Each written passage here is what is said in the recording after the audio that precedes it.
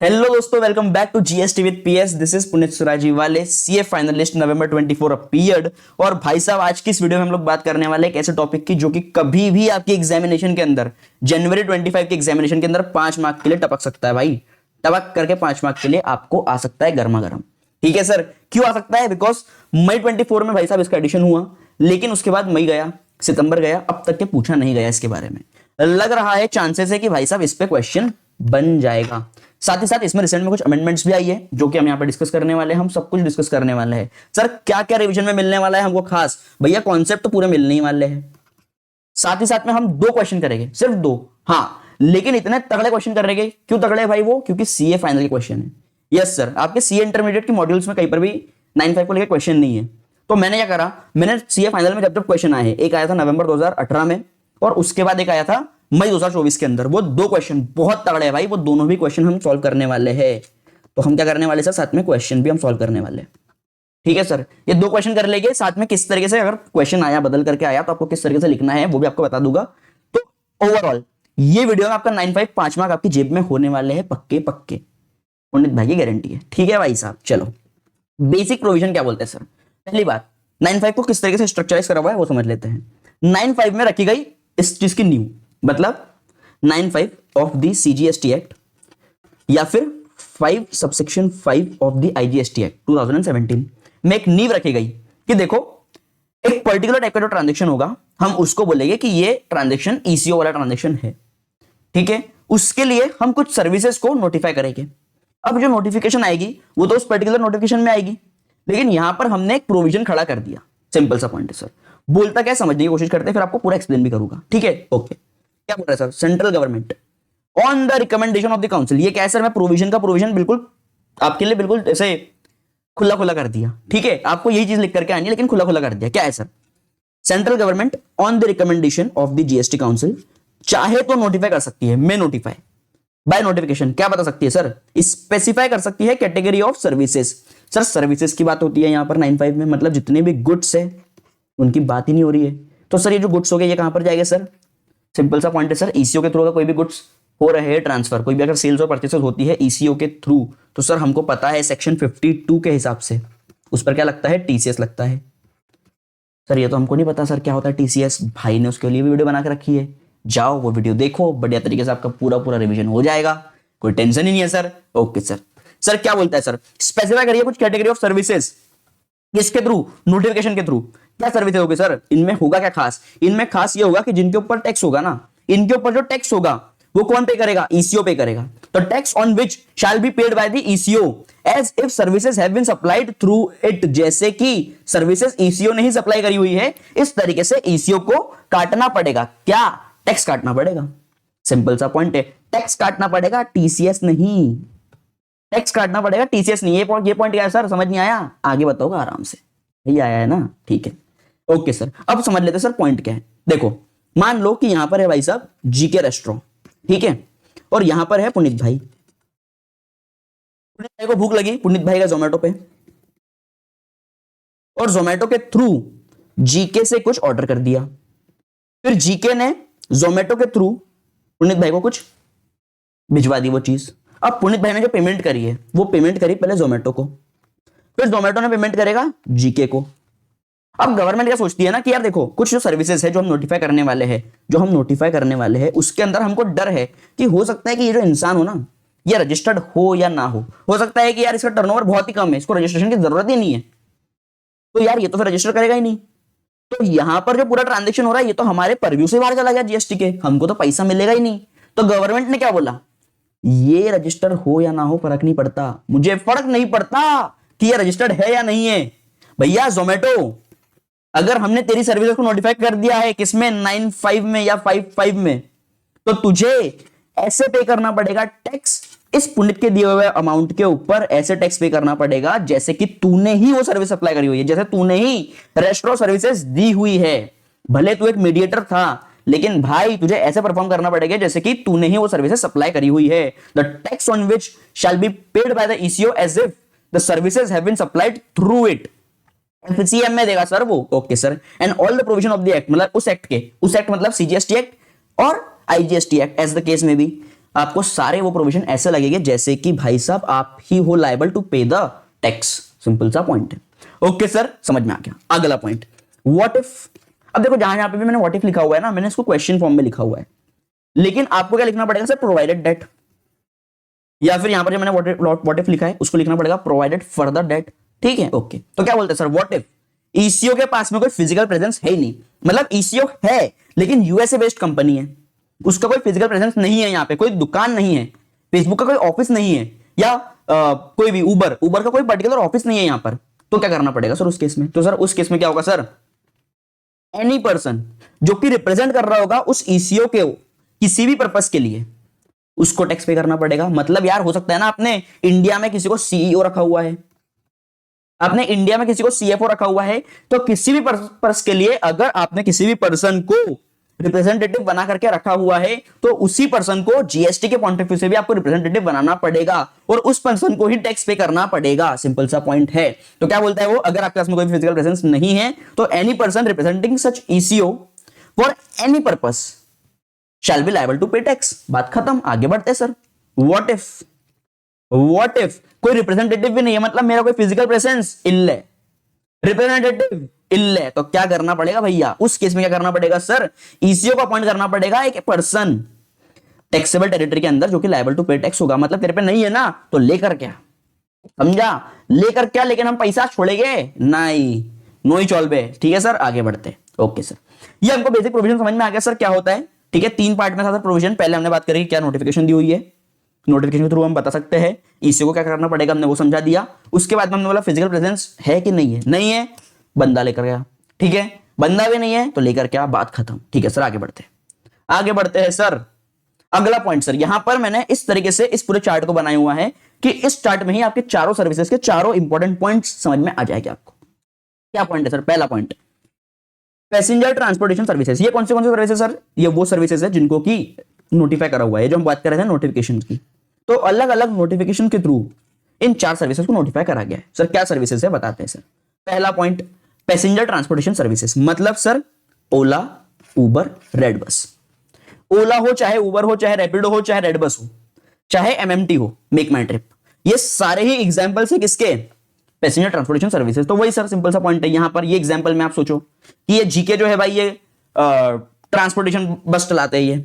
ठीक है, इन्होंने पुनीत को क्या करा सर, पुनीत को सर्विसेज लेनी थी, पुनीत गया काय पे, मान लो एमएमटी पे गया, एमएमटी के थ्रू बुक करी, रेड बस के थ्रू बुक करी, तो रेड बस को पे करना पड़ेगा GST as a red bus ने ही वो सर्विसेज दी हुई है। सिंपल सा पॉइंट है सर, आगे बढ़ते। क्या बोलते हैं sir, who shall be liable to pay, तो ऑलवेज एंड ऑलवेज ईसीओ, हमेशा ही ईसीओ देगा सर, हमेशा ही ईसीओ लायबल टू पे होगा। किस केस में? पैसेंजर ट्रांसपोर्टेशन सर्विसेज के केस में। ओके सर, क्या सप्लायर का रजिस्ट्रेशन मैटर करेगा क्या? जो जीके था, जीके ट्रांसपोर्टेशन सर्विसेज, क्या उसका रजिस्ट्रेशन मैटर करेगा? सर नहीं मैटर करेगा, does not matter if such supplier is registered और not. Tax liability always on ECO, मतलब टैक्स लायबिलिटी हमेशा ईसीओ पे होगी, चाहे भाई साहब आप रजिस्टर्ड हो चाहे ना हो। मतलब जो सप्लायर है वो रजिस्टर्ड है नहीं है, फर्क नहीं पड़ता, मुझे फर्क नहीं पड़ता कि सप्लायर रजिस्टर्ड है या नहीं है, पे तो मैं ही करूंगा एज एन ईसीओ, मतलब ईसीओ ही पे करेगा हमेशा हर केस में। लेकिन भैया exception are always there, exception are always there. एक एक्सेप्शन दिया गया सर, अमेंडमेंट लाई गई, एक एक्सेप्शन बनाया गया। हमको अब तक समझ में आ गया क्या पॉइंट था सर अब तक का। पैसेंजर ट्रांसपोर्टेशन सर्विसेज अगर आपकी है तो उस केस में हमेशा ही जो टैक्स लायबिलिटी पे करेगा वो ईसीओ पे करेगा, मतलब एमएमटी पे करेगा, ओला पे करेगा, उबर पे करेगा।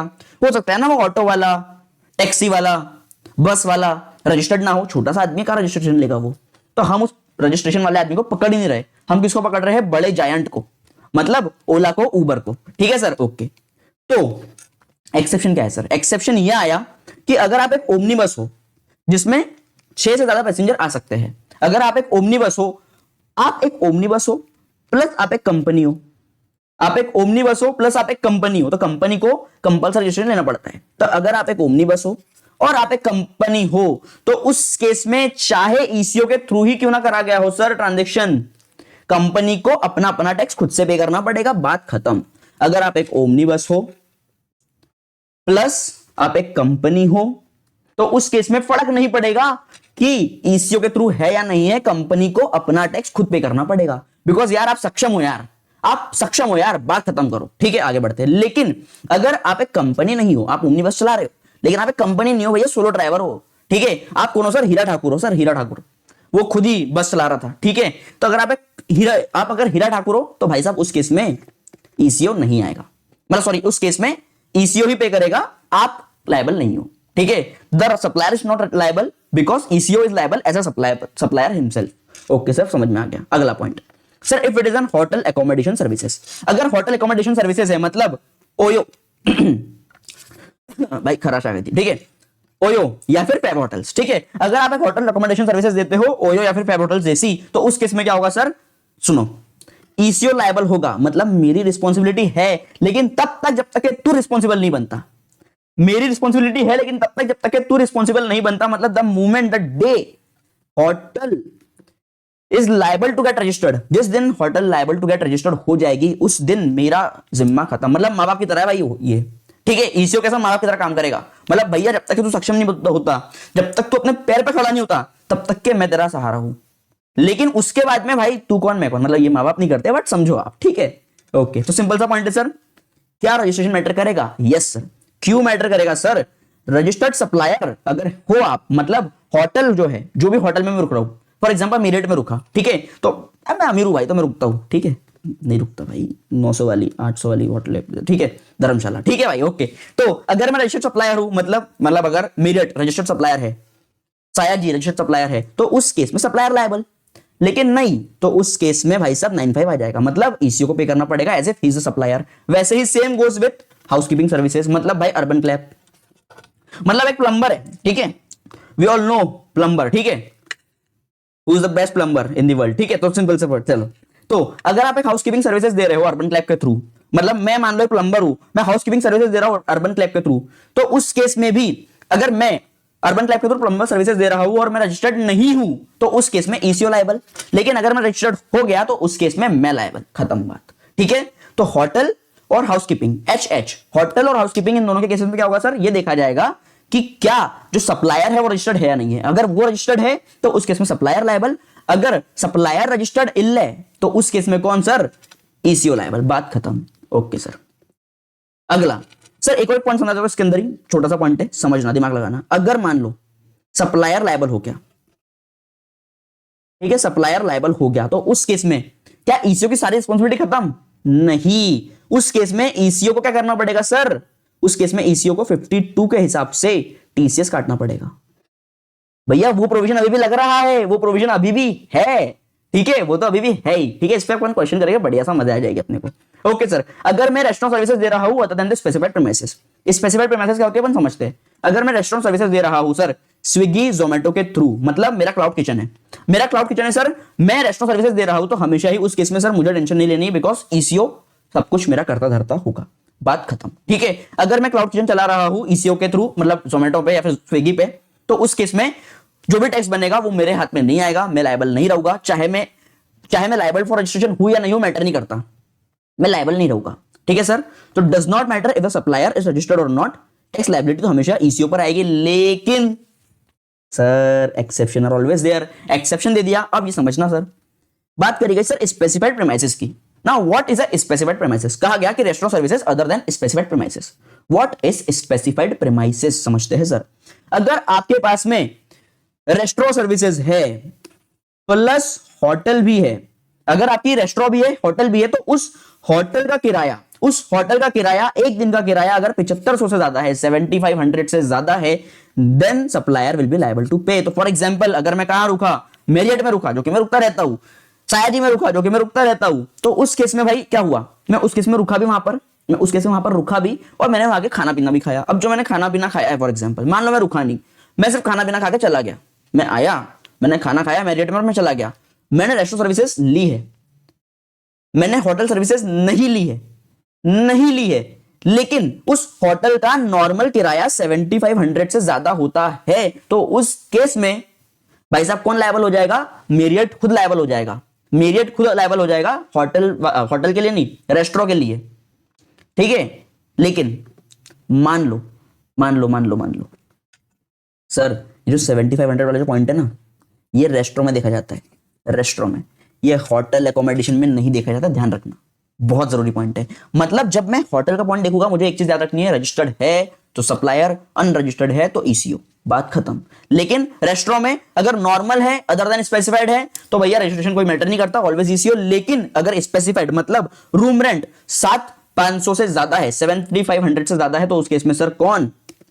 रेस्टोरेंट वाला। बाकी केस में ईसीओ। अब ईसीओ का लेकर अलग सा पॉइंट है सर कि अगर कोई भी सर्विसेज प्रोवाइड करी गई होगी ईसीओ के through, then other than the notified services, तो उसके ऊपर क्या लग जाएगा सर?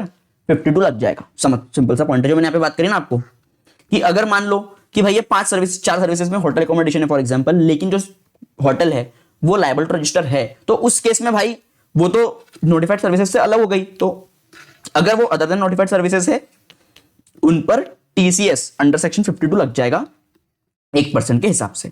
सिंपल सा पॉइंट है। तो आप क्वेश्चन देख लेते भाई साहब जल्दी से फटाफट से। अपन 2 ही क्वेश्चन करने हैं, लेकिन दोनों भी क्वेश्चन बहुत तड़कते भड़कते करने हैं सर। पहले बात कर लेते sir question number 5। Sir question number 5 कहाँ का था सर? ये नवंबर 2018 सॉरी, नवंबर 2018 में आया था सर ये क्वेश्चन सीए फाइनल के अंदर। हमारे ईसीओ को लेकर के समझने की कोशिश करते हैं, पढ़ते इस क्वेश्चन को, मजा आएगी सर करने में। चलो आ जाओ। मिस्टर संजय भाई, जो कि क्या है सर, न्यू दिल्ली के हैं, उन्होंने रिक्वेस्ट करी है motor cab to super ride. Super ride क्या है? बेसिकली सुपर राइड एक मोबाइल एप्लीकेशन है जो कि ओन में मैनेज करती है DT limited, located in India. Application जो है सुपर राइड पे फैसिलिटेट करती है पोटेंशियल कस्टमर को कनेक्ट कर सके उस पीपल के साथ में जो कि कैब सर्विसेज देते हैं। ब्रांड नेम क्या है सर? सुपर राइड है। ओके, क्या बोल रहे हैं सर? हमारे जो संजय भाई है उनको न्यू दिल्ली से गुड़गांव जाना है, हरियाणा, ठीक है। उन्होंने आफ्टर संजय भाई ने जब पे कर दिया कैब के लिए, तो उनको मालूम पड़ा कि उनको ड्राइवर भाई साहब, जोरावर भाई साहब, कौन ड्राइवर? जोरावर भाई साहब उनको लेकर के जाने वाले हैं, ठीक है सर। साथ में उनका कैब का रजिस्ट्रेशन नंबर भी आया। ओके, फिर डीटी लिमिटेड ने क्या बोला? बेसिकली डीटी लिमिटेड कौन है सर? जो कि सुपर राइड को चलाती है। और डीटी लिमिटेड बेसिकली हमारे लिए हो गई ओला, है ना। बेसिकली हुआ क्या इस केस में? संजय भाई को चाहिए थी न्यू दिल्ली से हरियाणा जाना था भाई को। उन्होंने कैब सर्विसेज सुपर राइड पे गए, वहां पे जाकर के उन्होंने डिटेल्स डाली, पेमेंट करी। पेमेंट करने पे उनको मालूम पड़ा कि भाई साहब जोरावर भाई साहब आने वाले, उनको पिकअप करने के लिए। सिंपल सा पॉइंट। तो डीटी लिमिटेड क्या बोलना है? DT limited which is the मालिक, जिनके पास में जो कि ओन करती है सुपर राइड को, उन्होंने ये क्लेम करा कि क्योंकि यार जो सर्विसेज प्रोवाइड करी थी वो जोरावर भाई ने करी थी, तो इस कारण से वो लायबल हुए ना। 80 कहां से लायबल हो गए? हम तो सिर्फ मीडिएटर थे सर, है ना, मध्यस्थी सर। हम कहां से लायबल हो गए? तो बताओ इनको, with the provisions of IGST act 2017, बताओ कि हु इज लायबल टू पे जीएसटी। और क्या आपका केस डिफरेंट होता? क्या आपका आंसर डिफरेंट होता अगर डीटी लिमिटेड ओला नहीं उबर होती, मतलब भैया यूएसए बेस्ड होती? सिंपल सा पॉइंट है। तो क्या बताओगे सर? आप बताओ इसके बारे में, पूरे प्रोविजन सबको समझाओ। तो सिंपल सा पॉइंट आपको करना क्या है, जो बेसिक प्रोविजन था ना सर, उसको यहाँ पे छाप देना है। मतलब समझो, सेक्शन 5 एज आई सेड, 5 में यहाँ पर बात होती है सर। सेक्शन 5, तो आप 5 लिख देना पूरा, of the IGST act provide करता है कि अगर जो टैक्स होगा इंटरस्टेट सप्लाईज के ऊपर of the specified services. Specified services कहां से आएगी सर? नोटिफिकेशन से, notified by the central government in the recommendation of the GST council, shall be paid by the ECO, located in the taxable territory, as if such services have been provided through it।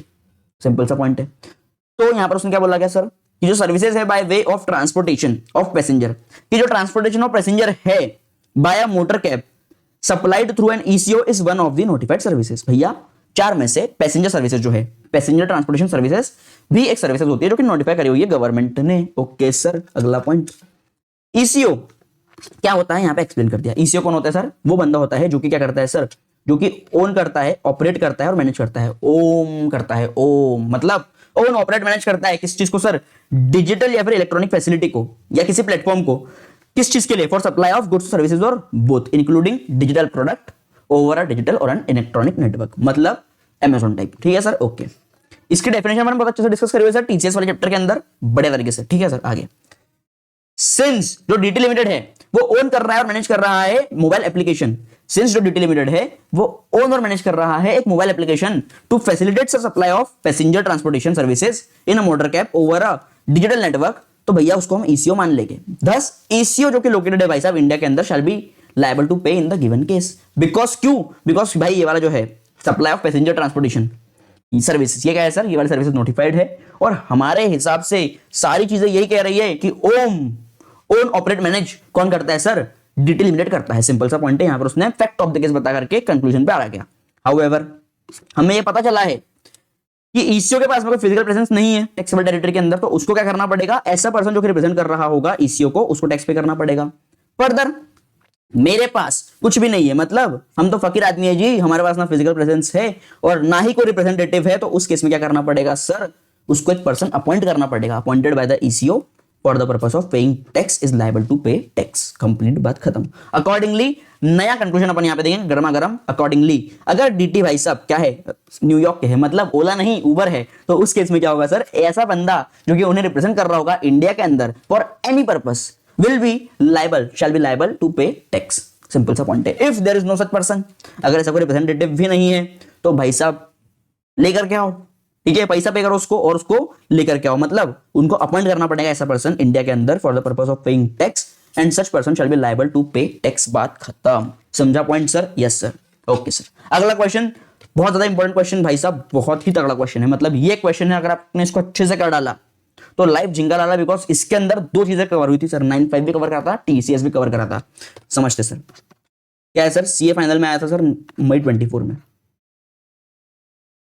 Okay sir, क्या point है sir, Rajwada operators limited ROL registered है GST के अंदर in the state of Karnataka as a ECO, ठीक है, वो own कर रहा है, ऑपरेट कर रहा है और साथ में मैनेज करता है क्या, एक वेब पोर्टल जहां पर कि वेरियस गुड्स और सर्विसेज को दिया जाता है on the behalf of various sellers और service providers to its ultimate customers, मतलब वही ना मीडिएटर की तरह काम करता है बेसिकली। डिटेल्स अपने को दी हुई है सप्लाईज की, ठीक है सर। पॉइंट क्या पूछ रहा है पहले अपन, जब भी कोई क्वेश्चन देखो तो पहले उसका आखिरी अंतिम पॉइंट देख लो कि मांग क्या रहा है आपसे। ऑल द फिगर यहाँ पे जो दिए हुए हैं भाई साहब जीएसटी के, वो एक्सक्लूसिव ऑफ जीएसटी है, एक्सेप्ट जहां कहीं पे भी स्पेसिफाई करा हुआ सेपरेटली, यहाँ पे बोला इंक्लूसिव ऑफ जीएसटी है, तो वहां पे हम मान लेंगे कि भाई साहब it includes GST, it is N invoice value and not a taxable value. Assume करो कि जो सीजीएसटी और एसजीएसटी है भाई साहब वो 9% ईच होने वाला है और आईजीएसटी जो है वो 18% होने वाला है सारी इनवर्ड और आउटवर्ड सप्लाईज के ऊपर।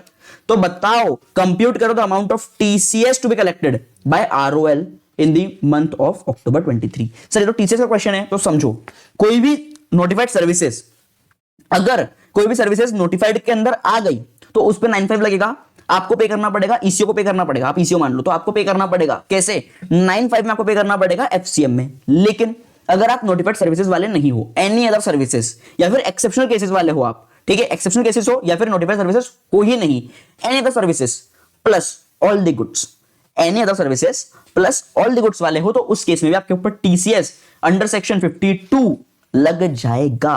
Okay sir, yes sir. अब बात कर लेते हैं सर, पहला पॉइंट सेल ऑफ गुड्स। भैया गुड्स सुनते से ही तुम्हारे दिमाग में आना चाहिए कि हाँ यार गुड्स आ गया, मतलब कि इसके अंदर क्या नहीं है, इसके अंदर 95 तो है ही नहीं, तो 95 से बाहर निकल गया, इसमें सिर्फ टीसीएस की बात होगी। तो फटाफट देख लेते हैं। यहां पर उसने बोला भाई साहब 147,500 इंक्लूडिंग जीएसटी है। रजिस्टर्ड सप्लायर राजस्थान का है भाई, to be limited Gujarat. Also goods worth taxable value of 1,40,000, 1,40,000 के जो गुड्स है वो रिटर्न हो चुके हैं। क्या हो चुका है सर, रिटर्न बैक हो चुके हैं। तो समझो मेरा जो 147,500 है, मेरा जो 147,500 है इट इज इनवॉइस वैल्यू। मैं इसको पलटाऊंगा जब, ठीक है, 118 मतलब 118 डिवाइड बाय 100 जब करूंगा तो मेरे को मिल जाएगा 125, ठीक है, 1,25,000 मेरा आंसर आ जाएगा। आप कर लेना कैलकुलेट। तो 1,25,000 आगे मेरे टैक्सेबल वैल्यू। क्या मैं टैक्सेबल वैल्यू पे टीसीएस काटता हूं? नहीं, मैं नेट वैल्यू पे टीसीएस काटता हूं। What is net value? इसमें से मैं जब लेस कर दूंगा क्या चीज, रिटर्न वाली चीजों को, तो मेरे पास में आती है नेट वैल्यू। क्या आएगी सर नेट वैल्यू? 1,40,000 लेस करूंगा तो ये तो 15,000 नेगेटिव हो गया। तो क्या मैं 15,000 नेगेटिव में उल्टा टैक्स गवर्नमेंट से मांगूंगा क्या? नहीं, मैं क्या करूंगा सर, इसको नील मान लूंगा, नो मान लूंगा, जीरो मान लूंगा, नील। नेगेटिव को मैं नील मान लूंगा और फिर मैं कोई रिटर्न फाइल करूंगा नील का। सिंपल सा पॉइंट है, समझा सर आपको? Yes sir. इस बार इसका आंसर देख ले फटाफट से। आरओएल को भैया कलेक्ट करना पड़ेगा TCS under section 52 of the CGST act 1% के हिसाब से आईजीएसटी के वैल्यू के ऊपर। किस चीज के ऊपर सर? नेट वैल्यू के ऊपर। किस चीज के ऊपर सर? नेट वैल्यू के ऊपर of the interested supplies. Net value कैसे निकलती है sir? Value of the taxable supplies less value of the supplies return, ठीक है, through the eco. Okay sir. अब नेट वैल्यू कैसे निकाली सर? 147,500 को पलटा दिया तो मेरे पास में आया कितना आंसर सर? 1,25,000 आ गया और उसमें से मैंने लेस कर दिया सर 1,40,000 को, तो मेरे पास में नील वैल्यू आ गई, विच मेरे पास में नेगेटिव आई थी, जो कि turns out to B Neil. ठीक है सर, ओके। तो इस केस में टीसीएस क्या होगा सर? कलेक्ट होगा नील, जीरो। अगला पॉइंट समझा पॉइंट आपको? Okay sir. अगर आपको ये चीज नहीं समझ टीसीएस वाली, तो भाई टीसीएस के ऊपर बहुत बढ़िया तरीके से ना भाई ने पहले रिवीजन डाल दिया भाई 54 मिनट का, लेकिन टीसीएस पूरा कंप्लीट करवा दिया है। 54 भी नहीं, छोटा सा ही है भाई वो वीडियो तो, ठीक है। लेकिन भाई पूरा पूरा टीसीएस उसके अंदर कंप्लीट हो चुका है, टीडीएस टीसीएस दोनों हो चुका है, उस पर 5 मार्क का क्वेश्चन बनने वाला है दोस्त, बनने वाला, 2 टाइम से बनते आ रहा है, इस पर भी बनेगा, जाकर देख लेना बढ़िया तरीके से। ओके सर, बात करते हैं sir value of supplies provided from, अब हुआ क्या, भाई ने कुछ सर्विसेज प्रोवाइड करी है, किस चीज की sir, by way of transportation of passenger, notified services है ना, ठीक है सर, नोटिफाइड सर्विस प्रोवाइड करिए सर, कौन सी वाली, ट्रांसपोर्टेशन वाली ऑफ पैसेंजर वाली by motor vehicle registered under GST in Karnataka, ठीक है, to Z limited. Okay sir, okay, registered under Karnataka, तो दोनों भी रजिस्टर्ड अंडर कर्नाटका है, ईसीओ भी रजिस्टर्ड अंडर कर्नाटका है, बात ही खत्म। तो भैया आईजीएसटी नहीं लगेगा, सीजीएसटी लगेगा। ओके सर, टैक्सेबल वैल्यू कितनी है सर इस पूरे ट्रांजैक्शन की, इस पूरे ट्रांजैक्शन की टैक्सेबल वैल्यू है 5,50,000, लेकिन इसमें इंक्लूड कर रहा है 1,50,000, कौन से वाले, transportation by way of omnibus वाले। If you remember omnibus was an exception दोस्त, ओमनीबस एक एक्सेप्शन था, तो इस केस में मैंने कहा था आपको कि जब जब भी एक ओमनीबस सॉरी जब जब भी एक एक्सेप्शन आएगा उस केस में 95 नहीं आएगा, उस केस में टीसीएस आएगा अंडर सेक्शन 52। ओके सर, समझ में आ गया। तो अब देखो क्या होगा सर इस केस में, तो इस केस में जो 5,50,000 है, 5,50,000 को मैं बांटूंगा, कैसे क्या बांटूंगा सर, जो 1,50,000 होगा इस पे कटेगा टीसीएस अंडर सेक्शन 52 फॉर 1%, और जो बाकी का 4 लाख होगा उसके ऊपर क्या होगा सर, उसके ऊपर हमारा भाई क्या करेगा, उसके ऊपर हमारा भाई क्या करेगा, टीसीएस नहीं पे करेगा, 95 की तरह नॉर्मल टैक्स पे करेगा, सिंपल सा पॉइंट है। आगे बढ़े, यस सर, आंसर देख लेते फटाफट से, देखो क्या बोलते हैं यहाँ पे, मेरे को आरओएल को टीसीएस काटना पड़ेगा, सिंस जो टैक्स ऑन सर्विसेज है by way of transportation of passengers, ठीक है, by an omnibus provided by a company through ECO is not payable by ECO. Sir company कहां से आ गई सर इसके अंदर, भैया यहाँ पे कंपनी थी ना, जेड लिमिटेड और x limited, sorry x limited company थी, ठीक है, जिसने सर्विसेज प्रोवाइड करी, एक्स लिमिटेड था वो, किसको प्रोवाइड करती, जेड को करी थी, हमको जेड से मतलब नहीं पड़ता, हमको एक्स से मतलब है, मतलब ई एक्स नहीं भाई, एक्स, ठीक है, ये वाला एक्स, उससे मतलब मत रखना, ठीक है, ठीक है भाई, चलो समझ में आ गया आपको। तो इस कारण से क्या बोला उसने भाई साहब, इस केस में क्या होगा, ये जो 1.5 लाख होगा ओमनीबस वाला, उसके ऊपर 0.5% कटेगा, 750 ईच कटेगा, सिंपल सा पॉइंट है। आरओएल भाई साहब को क्या नहीं करना पड़ेगा सर, टीडीएस नहीं काटना पड़ेगा, टीसीएस नहीं काटना पड़ेगा, किसका, वो बचे हुए 4 लाख का, क्यों, बिकॉज उसको इटसेल्फ पे करना पड़ेगा 95 के अंदर, as if he is liable to pay tax, वो वाला प्रोविजन, ठीक है सर, आ गया समझ में। अगला पॉइंट सर, मिस जारा जो कि क्या है सर, मुंबई की है, उन्होंने क्या करा सर, बुक करी हुई है, क्या, एक रूम बुक करा है 3 दिन 2 नाइट्स के हिसाब से, राजनिवास पैलेस जोधपुर के अंदर, वाया किसके थ्रू सर, महाराजा रिसोर्ट लिमिटेड, जो कि एक ईसीओ है।